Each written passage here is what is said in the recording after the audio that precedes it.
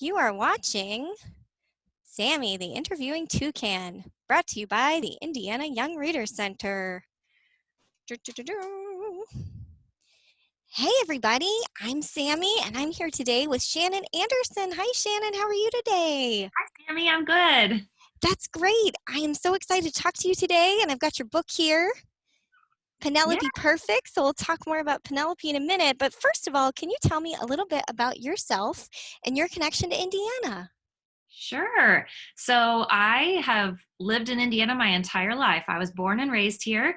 I even went to college in Indiana, and I married someone that was also born and raised here. So my ties are that I've always been here. You're a Hoosier born and bred. That's right. That's right. Yes, and I have two daughters. One is in high school. The other is in college studying to be a teacher. Aw. And I am a teacher as well. I teach third grade right now, but I've taught for 25 years. So I've taught first grade, I've taught college level, and third grade is just kind of where I've landed the last 5 years. I just really enjoy teaching. Oh, So, that's so great. Can you tell us a little bit more about your writing? sure. About 8 years ago, I finally decided that I was going to try to get a book published.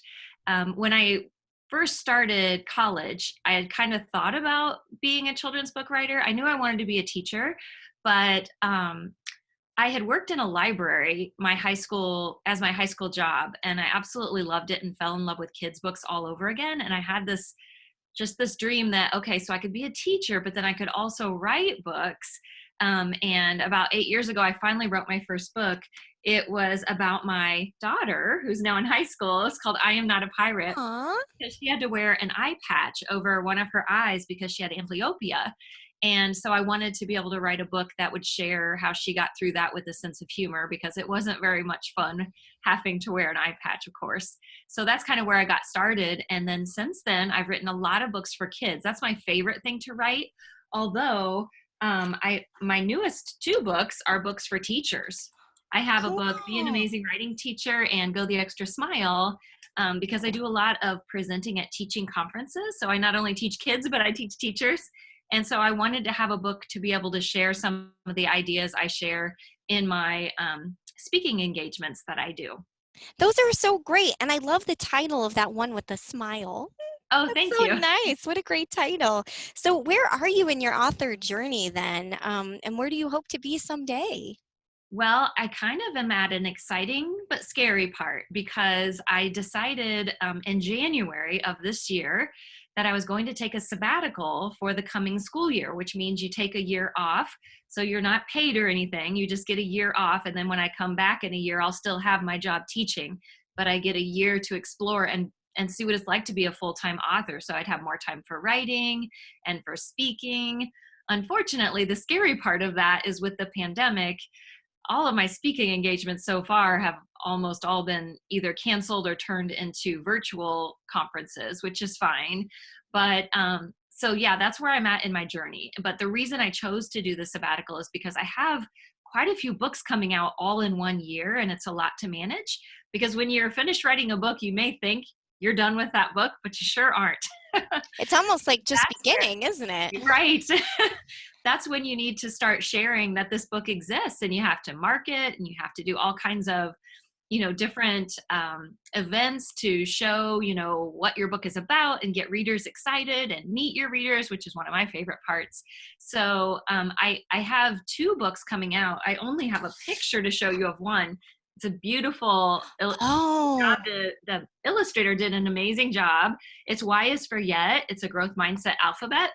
So that one's coming out. And then I have another growth mindset book coming out for middle grade readers. That's called Mindset Power. And then I have a book called Too Shy to Say Hi that's coming out. And I have a biography, so a nonfiction on Ben Franklin coming.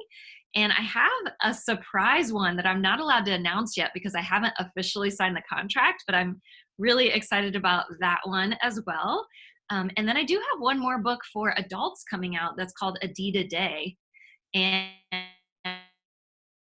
it's And I don't have a cover yet for that one. It's not releasing until February, but it's based on an experiment that I did with my family where we took this very notebook and made it into a deed diary. And we wrote in there every day for a year the different good deeds that we did. And that was our dinner conversation every night for a year. You know, what did you do for someone? What did you do for someone? And so I wanted to be able to share this experience with other people. So I wrote that as a book that will be coming out, and hopefully other families will try doing a deed a day. You have so many coming out. That's so exciting. Thank you. Talk to me a little bit. Your book, Why Is for Yet, and you mentioned your other book, the alphabet Mindset books. power? Did you say that they're mindset books? And what is Yes. that? So they are growth mindset books. And what that means is you can have either a growth mindset or a fixed mindset. Most of us have kind of a mixed mindset. And what that means when you have a growth mindset, it means that you have the belief that you can continue to grow and learn new things, and that we learn things through our mistakes. And those are actually something that help us. There are lots of successful people that will tell you that there were failures that it took before they finally became successful, and they learned things through those failures. I like to think of the word fail. The FAIL is your first attempt in learning. Oh, It's like when you're starting to learn to ride a bike, you fall several times, you make those mistakes, but then your body learns to balance and you get that muscle memory and you become better the more you try, even though you have those trials and failures along the way. So growth mindset thinking is something I teach in my classroom. And I just feel really passionately about it because if we can all have a growth mindset, then we can continue to grow and learn new things. We can learn how to set goals that are going to be meaningful and realistic. And we're going to be able to believe in ourselves and have a positive attitude while we're reaching those goals. I love it. It's sort of like having a flexible mind. Yeah, Yeah? sure. Oh, that's so great. So you sort of talked about this earlier a little bit, but let's circle back to the pandemic and everything that's going on right now. How are you doing, and do you have any advice for anyone? Yes, we are doing okay. My husband is a police chief, so he has had to be out in it ever since, it all began. I have my book mask, of course, so Yay. I am prepared. We're keeping safe. We're washing hands and we're, doing the distancing thing. My biggest advice, besides, of course, to be very careful washing your hands, wearing your masks, and keeping the safe distances and things, is kindness.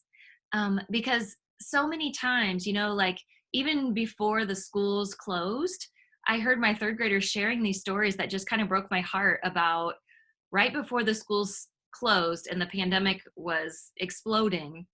My students were sharing stories like there were people fighting in the store over toilet paper, or there were people that were fighting over this. And it's sad that, something like that would cause people to be thinking selfishly and like, I've got to get this before everyone else. And just to some of the tensions that are going on right now with all kinds of things in the world, it's just so important to be kind. I hope that, people will read a deed a day, or they will try doing a deed a day, and they will think about being compassionate to others and, to be helpful to others during this time that's been really hard on those that have been affected health wise, but those have been affected financially, or those have been affected in other ways. So my biggest piece of advice is kindness. I love that. I think that's a really great word, and it's something that we should all really reflect on more. Did you have anything else that you wanted to share aside from your mask? I'm inviting everybody to do a little show and tell. Yes. So I have a very special dress I'm going to show you. And this dress, I buy a white dress each year. And my students, of course, I love writing because I'm a children's book author.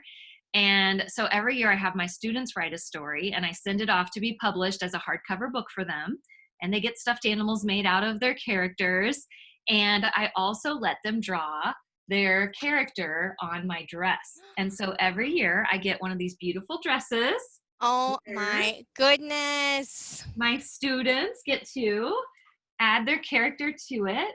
And Ah, the best part is I get to wear this when we have our publication party because, as an author, I have book launch parties and publication parties, and my students are young authors, so I wanted them to be able to have publication parties as well. So we invite the parents in, they display their books proudly and get to each talk about them. I wear the dress. This year, my kids also got to, I ordered a bulk order of white t-shirts, and Oh, they got to each make a shirt with their characters on it. And so that was very special.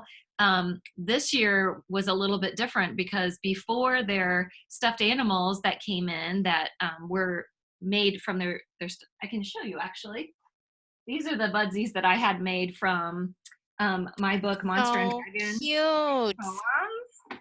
So this book here, I had these made out of. And so my students each get one of these stuffed animals made out of their own character that they created.